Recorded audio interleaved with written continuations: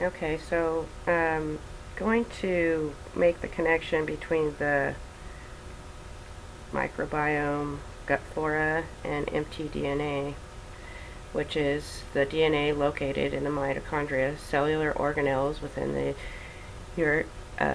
eukaryotic cells that convert chemical energy from food into a form that cells can use, adenosine triphosphate, ATP, which my illness is, that's the key right there, and that's the genetic mutation I have.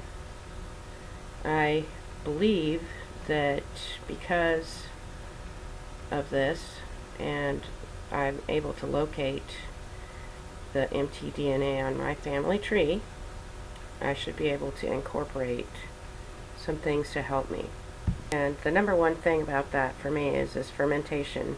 And my haplogroup for the mtDNA, or I don't know what the haplogroup, I can't, that's too much information, but I have Asian, Middle Eastern, Iberian Coast, and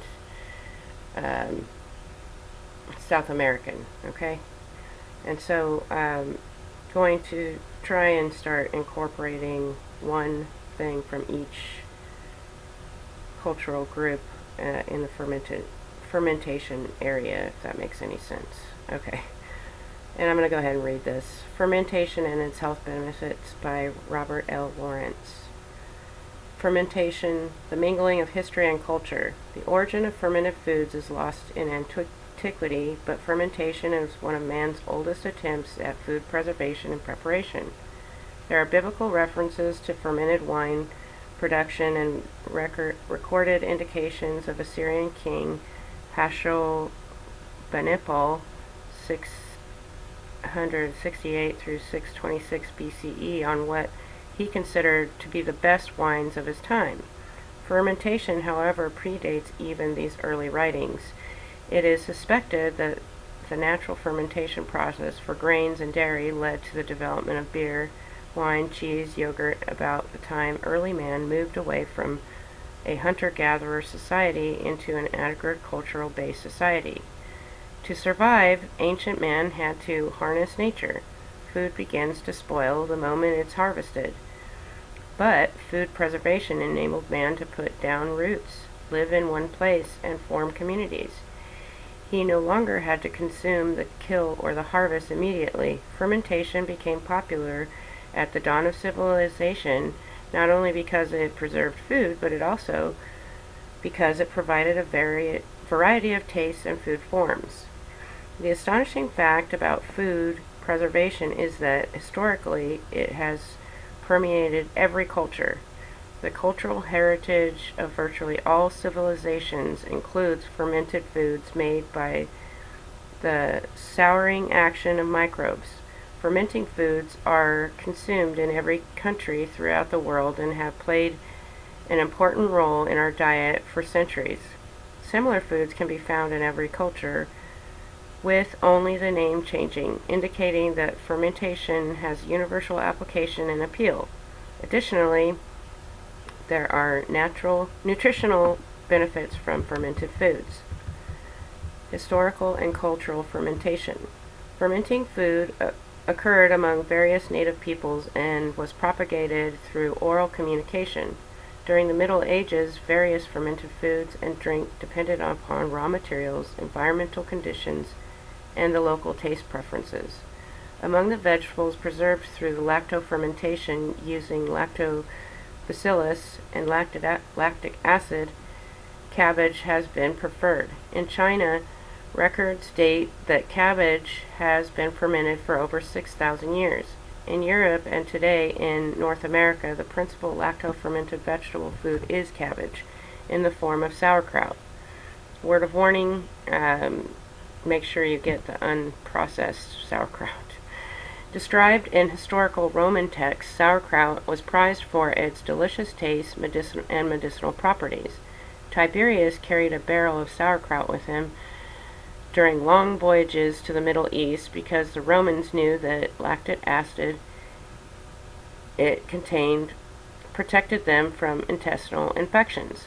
Captain James Cook, during his sailing trips in 1768 through 1780, forced his crew to eat sauerkraut.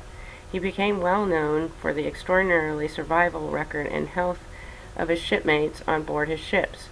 The sauerkraut provided vitamin C to protect the entire crew from scurvy, with no cases occurring during the 27-month voyages. Russia and Poland used pickled green tomatoes, peppers, and lettuce.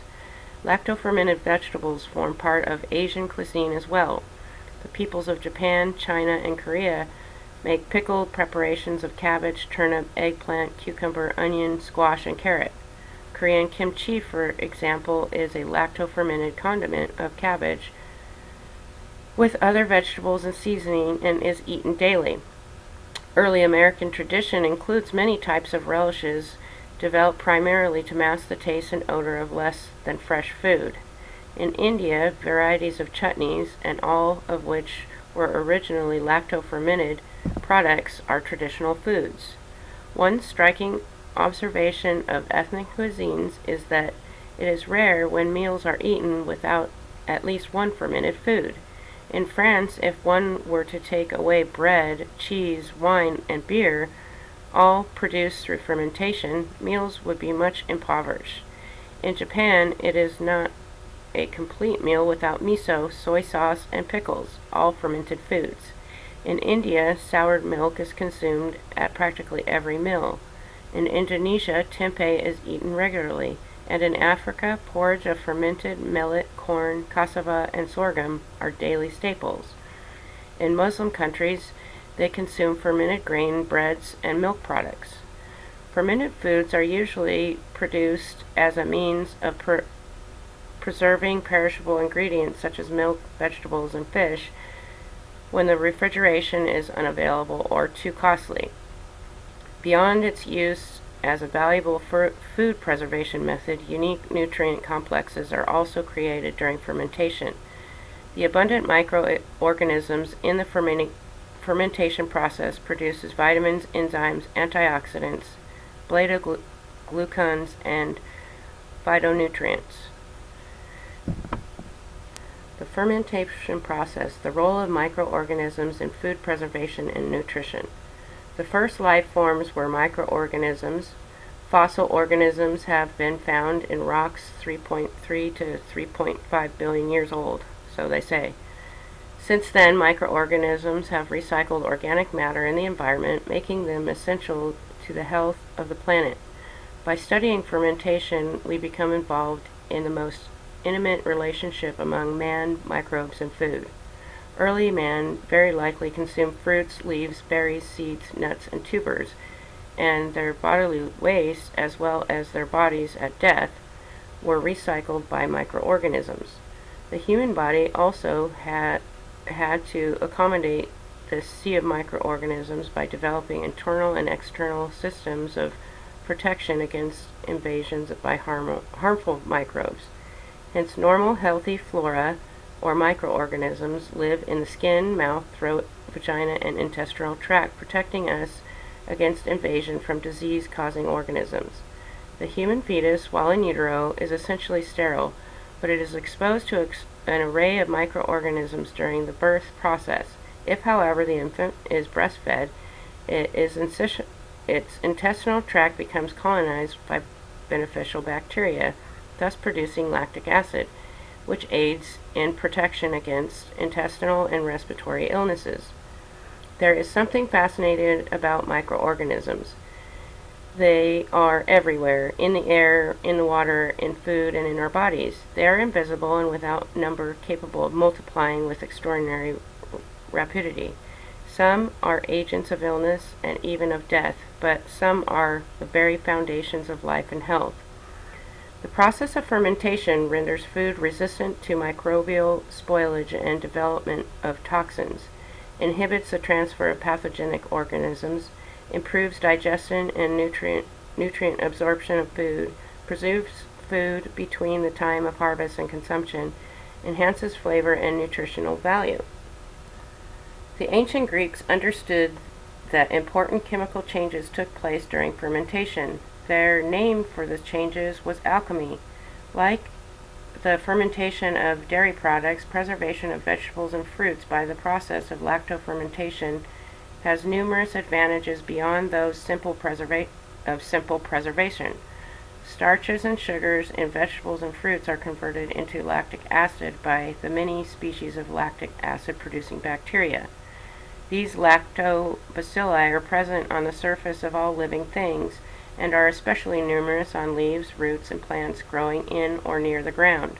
The proliferation of lactobacilli in fermented vegetables enhances their digestibility and increases vitamin levels. These beneficial organisms also produce numerous helpful enzymes.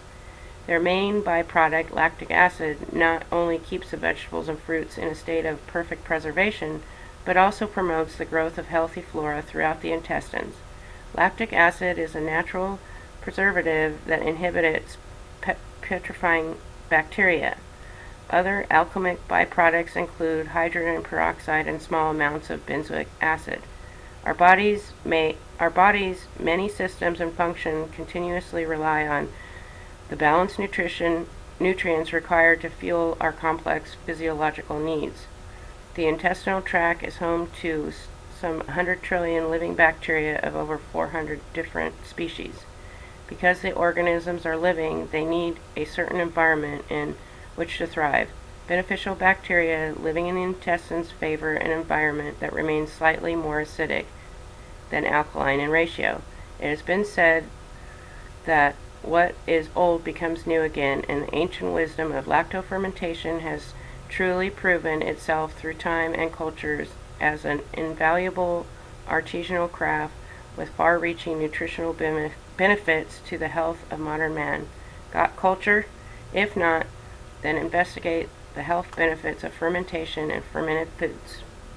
So, I think this might be a way for me to at least help myself live better and longer.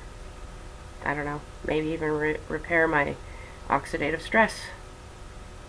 Thanks for watching.